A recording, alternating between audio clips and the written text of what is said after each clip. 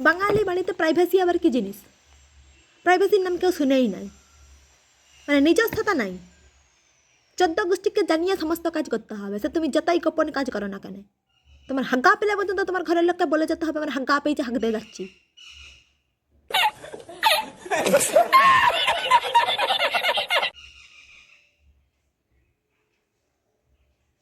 তুমি তোমার ঘরের দরজা বন্ধ করতে পারবে না। তোমার মা বাবা বলবে তুই কি এমন কাজ করবি যার জন্য দরজাটা বন্ধ করা লাগবে? মানে এটা কি? যাই করি আমি ঘরের মধ্যে যাই করি, হয় আমি ফোনে কথা বলবো, নাই আমি পড়তে বসবো, নাই আমি চুপ করে ঘুমাবো, যাই করি না কেন দরজা খুলে রাখতে হবে। দরজা লাগালেই মুশকিল, লাগালেই ভাববে আমি অন্য কিছু করছি, মানে অন্য কিছু করছি। তা আমি একা একা কী করবো?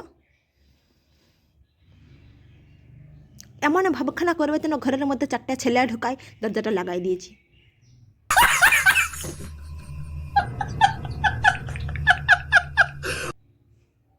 প্রাইভেসি বলে কোনো জিনিস নাই বাঙালিদের, কোনো জিনিস প্রাইভেসি বলে নাই। তুমি যেখানে যাও জমের চুলায় গেলেও বলে যেতে হবে মা আমি জমের চুলায় যাচ্ছি ঘুরতে। এ অদ্ভুত ব্যাপার তো, এগুলা কি ঠিক?